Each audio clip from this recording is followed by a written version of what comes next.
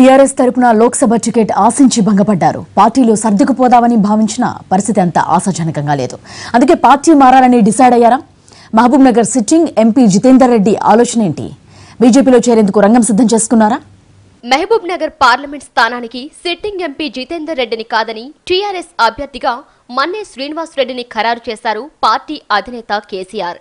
చివరి నిమిషం వరకు గులాబీ బాస్ తనకే అవకాశం ఇస్తారనే గట్టి నమ్మకంతో ఉన్న సిట్టింగ్ ఎంపీ జితేందర్ రెడ్డికి తీవ్ర నిరాశ ఎదురైంది.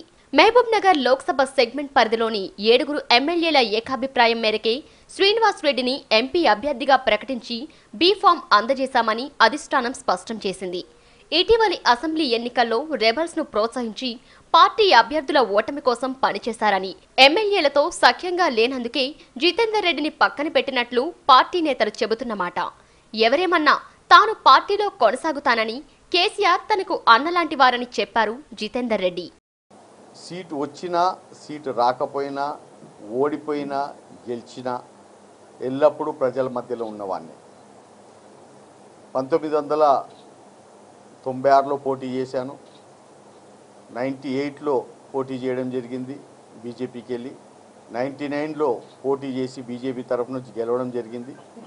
దాని తర్వాత 2004లో సీటు రాకపోయినా పార్టీతోటే ఉండడం, ప్రజల మధ్యలోనే ఉండడం, మహబూబ్ నగర్ ప్రజలతోటే ఉండడం జరిగింది. మరోవైపు ఇటీవల టీఆర్ఎస్ ని వీడి కాంగ్రెస్ లో చేరిన చేవెళ్ల ఎంపీ విశ్వేశ్వర్ రెడ్డితో పాటు జితేందర్ రెడ్డి కూడా పార్టీ మారుతారనే ప్రచారం జోరుగా సాగింది. జితేందర్ రెడ్డి పార్టీ మారుతారనే ఊహాగానాలు ఉన్నందువల్లే టీఆర్ఎస్ ఆయనకు టికెట్ ఇవ్వలేదనే వాదన ఉంది. టికెట్ రాలేదని తెలిసిన తర్వాత పార్టీ మారేది లేదని చెప్పిన జితేందర్ రెడ్డి ఇప్పుడు బీజేపీలో చేరాలని భావిస్తున్నట్లు సమాచారం.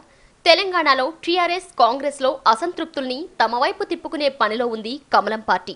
ఇందులో భాగంగానే జితేందర్ రెడ్డితోనూ బీజేపీ నేతలు సంప్రదింపులు జరిపినట్లు సమాచారం. పార్టీ జాతీయ కార్యదర్శి రామ్ మాధవ్ జితేందర్ రెడ్డిని సంప్రదించినప్పుడు ఆయన బీజేపీ నేతల ముందు 3 డిమాండ్లు పెట్టినట్టు సమాచారం.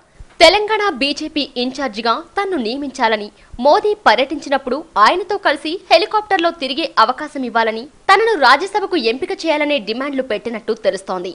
ఇందులో మొదటి 2 డిమాండ్లపై బీజేపీ నేతలు సానుకూలంగా స్పందించినట్లు సమాచారం.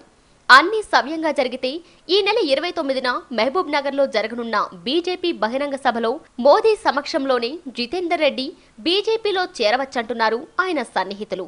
జితేందర్ రెడ్డి చేరితే మహబూబ్ నగర్ సీటు తమ ఖాతాలో పడినట్లే అనే ధీమాతో ఉన్నారు బీజేపీ నేతలు.